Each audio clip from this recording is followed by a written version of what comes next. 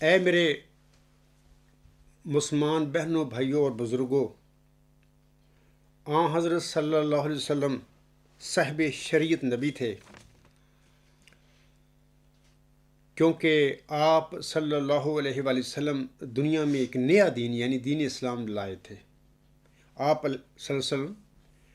دین اسلام کے بانی تھے۔ صاحب شریعت نبیوں کے ساتھ اللہ تعالیٰ ان کے دین کی تمکنت اور مضبوطی کے لیے ان کی وفات کے بعد خلافت الی منہاج نبوت کا سلسلہ جاری فرمایا کرتا ہے، جیسے کہ حضرت نوح علیہ السلام، حضرت موسیٰ علیہ السلام اور حضرت محمد مصطفیٰ احمد مجتبیٰ صلی اللہ علیہ وآلہ وسلم کے ساتھ اللہ تعالیٰ نے ان کی رحلت کے بعد خلفائے الی منہاج نبوت کے سلسلے قائم فرمائے تھے۔ اسی طرح کسی بھی صاحب شریعت نبی کے بعد اس کے دین اور شریعت کی تمکنت اور تجدید کے لیے اللہ تعالیٰ جو تابع اور غلام اور امتی نبی مبعوث فرماتا ہے، اللہ تعالیٰ اس قسم کے امتی، تابع اور غلام نبیوں کے ساتھ ان کی وفات کے بعد ان کی جماعتوں میں کسی قسم کی خلافت کے سلسلے جاری نہیں فرمایا کرتا، نہ وعدے فرمایا کرتا ہے۔ مثال کے طور پر حضرت موسیٰ علیہ السلام کے بعد حضرت ہارون، حضرت داؤد، حضرت سلیمان، حضرت ایوب، حضرت زکریا، حضرت یحییٰ، حضرت عیسیٰ، حضرت الیاس، حضرت الیسع،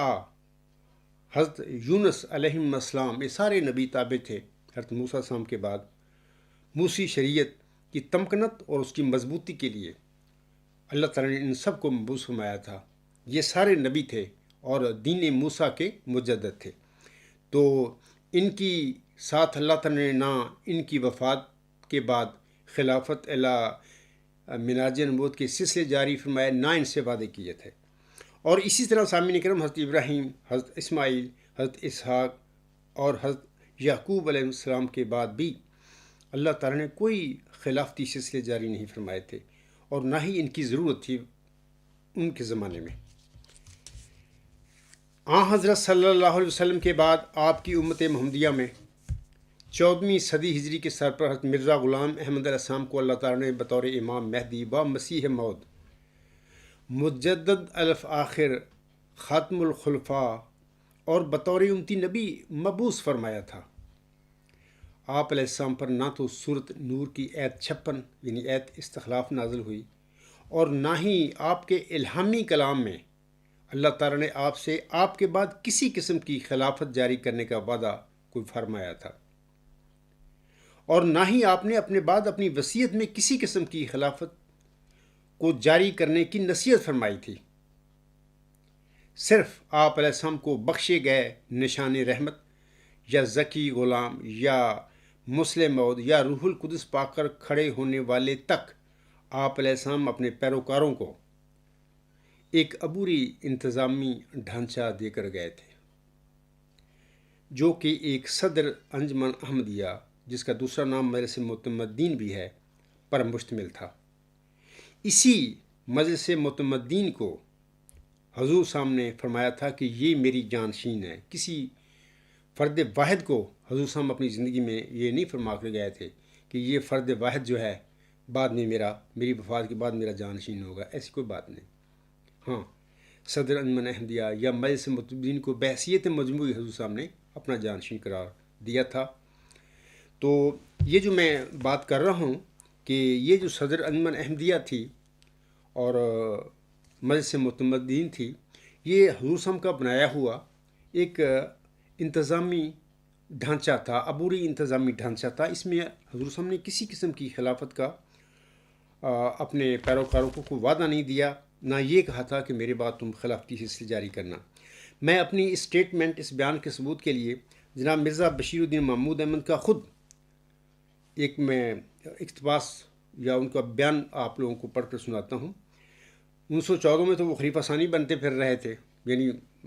مکر و فریب کے ساتھ، وہ جعل سازیوں کے ساتھ، جماعت احمدیہ جو مرزا غلام صاحب کی تھی اس پر قبضہ کر کے اپنی تنظیموں کے ساتھ 1925 میں 19 اکتوبر 1925 کو انہوں نے ایک تقریر کی، یہ قادیان میں، جماعت احمدیہ کا جدید نظام عمل اس کا عنوان تھا۔ اور یہ جو ان کی تقریر ہے اس وقت انوار العلوم جلد 9 صفحات 127 تا 146 پر آپ لوگ پڑھ سکتے ہیں۔ اس جلد کے صفحہ نمبر 132 پر یہ الفاظ ہیں جن کا ابھی میں آپ لوگوں کے آگے پڑھ کر آپ لوگوں کو سناؤں گا۔ جناب مرزا بشیر الدین محمود احمد کہتے ہیں اپنی اس تقریر میں، مجلس متمدین یعنی صدر انجمن احمدیہ جو مرزا غلام صاحب نے اپنے بعد جماعت کا یا اپنے مشن کو آگے بڑھانے کے لیے ایک انتظامی عبوری ڈھانچہ بنایا تھا، اس کے متعلق مرزا بشیر الدین محمود احمد فرماتے ہیں کہ مجلس متمدین کے بنیادی اصول میں جو دراصل ہے ہی اسلام کا بنیادی مسئلہ خلیفہ وقت کا وجود شامل نہ تھا۔ تو پھر 1914 میں وہ خلیفہ ثانی کس بات کے بنتے پھر رہے تھے؟ آگے کہتے ہیں جو ایک ریزولیشن خلافت ثانیہ میں پاس کیا گیا جس کا مطلب یہ ہے کہ جو خلیفہ کہے گا مجلس مانے گی، مگر یہ اصولی بات نہیں۔ اس کا مطلب یہ ہے کہ ایک ممبران کی جماعت کہتی ہے میں ایسا کروں گی، لیکن جو جماعت یہ کہہ سکتی ہے وہ یہ بھی تو کہہ سکتی ہے نا کہ میں ایسا نہ کروں گی، کیونکہ جو انجمن یہ پاس کر سکتی ہے کہ ہم خلیفہ کی ہر بات مانیں گے، وہی اگر 10 سال کے بعد کہے کہ نہیں مانیں گے تو انجمن کے قانون کے لحاظ سے وہ ایسا کہہ سکتی ہے۔ آگے وہ لکھتے ہیں، اور چونکہ مسئلہ خلافت کے جماعت کے بنیادی اصولوں میں شامل نہ ہونے سے جماعت ایسے خطرات میں رہ سکتی ہے جو مبائن کو غیر مبائن میں بدل دے اور 10-11 آدمیوں کی جنبش قلم سے قادیان مان لاہور بن جائے۔ اس لیے جماعت کے وہ کام جو تبلیغ اور تربیت سے تعلق رکھتے تھے وہ ایک ایسی انجمن کے حوالے نہیں کیے جا سکتے تھے جو خواہ مبائن کی انجمن ہی ہو اور خواہ بہترین مخلص ہی اس کے ممبران کیوں نہ ہوں۔ اس کے لیے ضرورت تھی کہ ایک ایسا نقطہ نظر دیا جائے جس پر جماعت قائم کر دی جائے تا اسے اس میں ٹھوک نہ لگے۔ سوال یہ ہے کہ جس انسان کی برگزیدہ انسان کی امتی نبی کی یہ جماعت تھی، جس نے یہ جماعت احمدیہ بنائی تھی اور وہ اپنی زندگی میں الوصیت لکھ کے گئے تھے، کیا ان کو اس نقطہ نظر جو مرزا بشیر الدین محمود احمد بناتا پھر رہا تھا، کیا ان کو نہیں پتا تھا کہ میں جماعت کو کسی نقطے پر قائم کر کے دوں؟ وہ تو قائم کر کے گئے تھے۔ جو کچھ لکھا گیا ہے الوصیت میں 100% سچ ہے، اسی کی ضرورت تھی اور وہ لکھ کے گئے۔ اس سے اگلا زائد جو ہے مرزا بشیر الدین محمود احمد جن نقطوں کی بات کرتا پھر رہا ہے، یہ سب شر تھا، یہ نفسانی خواہشیں تھیں جس کو پورا کرنے کے لیے وہ بندہ یہ اس قسم کے کام کرتا پھر رہا تھا، جبکہ مرزا غلام صاحب حکم عدل نے تو سارا کچھ الوصیت میں لکھ دیا تھا جس کی ضرورت تھی۔ اس کے بعد سامعین کرام، مرزا بشیر الدین محمود احمد صاحب نے حضرت مولوی نور الدین رضی اللہ تعالیٰ عنہ کے دور قیادت میں اپنے والد صاحب حکم عدل اور امتی نبی حضرت مرزا غلام احمد علیہ السلام کی جماعت احمدیہ میں اپنی جماعت بنا کر حضرت مولوی نور الدین رضی اللہ تعالیٰ عنہ کی وفات کے موقع پر جماعت احمدیہ کی قیادت پر قبضہ کر کے مرزا بشیر الدین محمود احمد جھوٹے طور پر ایک جعلی خلیفہ ثانی بن کر بیٹھ گیا۔ اپنے ارد گرد دنیا دار اور چاپلوس قسم کے صحابی اور ساتھی اکٹھے کر کے ان کے ذریعے احمدیوں کے آگے اللہ تعالیٰ، نبی پاک صلی اللہ علیہ وسلم اور حضرت امام مہدی مسیح موعود علیہ السلام کا نام کثرت سے استعمال کروا کر ان سے خلیفہ خدا بناتے وغیرہ وغیرہ، عام اور سادہ احمدیوں کو اپنا اس شخص نے گرویدہ بنا لیا۔ یہ ٹرک تھی، چلاکیاں تھی اس بندے کی، اور اس کے دعوت سے پہلے ہی اسی وجہ سے اس کے جو چاپلوس اور دنیا دار ہواری تھے، اس کے دعویٰ مسلم موت جو جھوٹا اس نے کیا 1944 میں ایک نفسانی خواب کی بنا پر، اس سے پہلے ہی 1914 میں ہی وہ اس کے متعلق المسیح الموعود کے نعرے، قدرت ثانیہ کا مظہر ثانی کے نعرے انہوں نے لگانے شروع کر دیے۔ ثبوت کے لیے سامعین کرام جو ہیں، ثبوت کے لیے الغلام.com پر نیوز نمبر 5 کا مطالعہ کریں، وہاں پر آپ کو ثبوت مل جائے گا۔ جب اس پر انجمن اشاعت اسلام کے جیت صاحب نے اعتراض کیا کہ یہ کیا تماشا ہے کہ انہوں نے تو دعویٰ ہی نہیں کیا، تو اس وقت پھر اس نے وہ سارے رسالے جو آپ نیوز نمبر 5 پر آپ پڑھیں گے، ٹائٹل پیج پڑھیں گے، تو انہیں سارے کوشش کی منگوا کر جلا دیے۔ یہ ایسا شرارتی آدمی تھا، بلکہ فریبی آدمی تھا۔ تو کچھ رہ گئے، سارے تو نہیں جلے، تو کچھ انجمن اشاعت اسلام والوں کے پاس رہ گئے، انہی میں سے ایک رسالہ میری طرف بھی کسی شخص نے بھیجا، تو میں نے اسی کو کاپی کر کے اپنی الغلام.com پر جو نیوز نمبر 5 ہے وہاں پر لگایا ہوا ہے، آپ چیک کر سکتے ہیں۔ یہ جو میں کہتا ہوں سچ ہے، یہی بات اس شخص نے کی۔ سامعین کرام اور اے میرے احمدی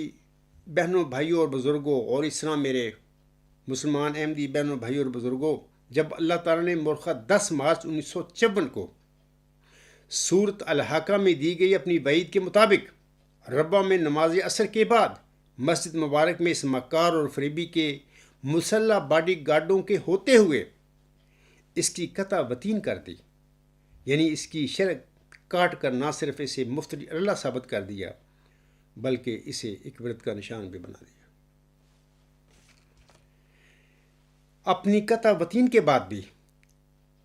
یہ شخص اپنی دھوکہ بازیوں اور مکاریوں سے باز نہ آیا، بلکہ خلافت کے نام پر اپنی خاندانی مذہبی گدی بنانے کے لیے، اپنے جانشین کے انتخاب کے لیے